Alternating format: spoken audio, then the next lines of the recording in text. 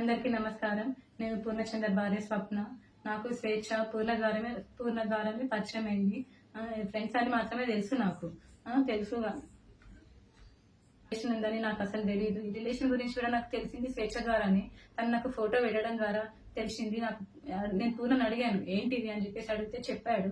చెప్పినాక నాకు ఆయనకి గొడవలు స్టార్ట్ అయింది. అక్కడ నాకు ఇంకా తెలిసింది ఏంటంటే అక్కడ కూడా తనతో గొడవలు ఉంటున్నాయి అని చెప్పేసి అంటే ఇంకా నేను ప్రెజరైజ్ ఆయన ఎందుకు ప్రెజరైజ్ చేయాలి అని చెప్పేసి నేను ఆయనను వదిలేశాను.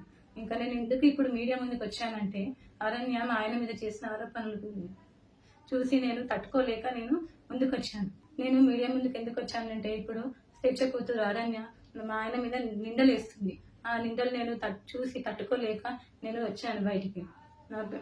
నా పిల్లలతో పాటే నా అరణ్యను కూడా సరి సమానంగా చూసుకున్నాడు పూర్ణ. చూసుకున్నాడు, తనకి స్కూల్లో జాయిన్ చేశాడు, ఫీజులు కట్టాడు. నా పిల్లలకి బట్టలు తీసుకున్నప్పుడు ఆయన కూడా తీసుకునేవాడంట. మళ్ళీ నేను నీ కన్న తండ్రి కూడా వదిలేసి వెళ్ళిపోతే కూడా పూర్ణ ఆ స్థానం తీసుకున్నాడు. కన్న తండ్రి కన్నా ఎక్కువనే చూసుకున్నాడు. నా కూతురు ఎలా అయితే చూసుకున్నాడో నిన్ను కూడా అలానే చూసుకున్నాడు అరణ్య. కానీ నువ్వు ఇలాంటి నిందలు వేయడం కరెక్ట్ కాదు. ఇంకా స్వేచ్ఛ కూడా చాలా నన్ను టార్చర్ పెట్టింది. ఈ విషయం తెలిసినాక కూడా నేను డిప్రెషన్లోకి వెళ్ళిపోతే నన్ను పూర్ణ కాశీకి తీసుకెళ్ళాడు మైండ్ రిఫ్రెష్మెంట్ కోసం. తీసుకెళ్తే అక్కడ కూడా ఫోన్ చేసి సతాయించింది. ఎందుకు తీసుకెళ్తున్నావు, ఆమె ఎవరు అని చెప్పేసి నువ్వు తీసుకెళ్తున్నావని సతాయించింది. ఆయన ఫోన్ లిఫ్ట్ చేయకపోతే నా ఫోన్కి చేసి సతాయించింది. అసలు ఎక్కడికి తీసుకెళ్ళినా, ఫంక్షన్కి వెళ్ళినా, ఎక్కడున్నా కూడా నువ్వెందుకు ఆమెతో ఉంటున్నావు, నా దగ్గరకు వచ్చేసాయి అని చెప్పేసి చాలా బ్లాక్మెయిల్ చేసింది. ఎప్పుడు చూడండి స్లీపింగ్ పిల్స్ మింగడము. నాకు ఆడపిల్ల ఉంది. స్వేచ్ఛ కూతురు అరణ్యాన్ని కూడా పూర్ణ నా కూతురు లాగానే చూసుకున్నాడు.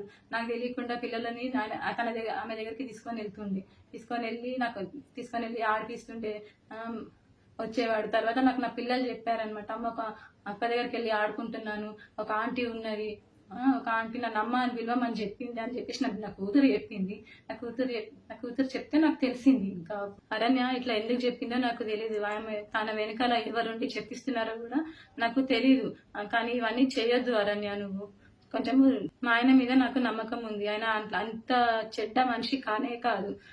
ఇంత చీరదీసిండు నిన్ను అరణ్య, నిన్ను మీ మమ్మీని ఇంత చీరదీసినా కూడా నా బతుకుని మీ మమ్మీ ఏం చేసిందమ్మా, తీసుకుపోయి మమ్మల్ని రోడ్డు పాలు చేసేసింది. ఇప్పుడు నా జీవితము ఏంటి, నా పిల్లల భవిష్యత్తు ఏంటి అరణ్య?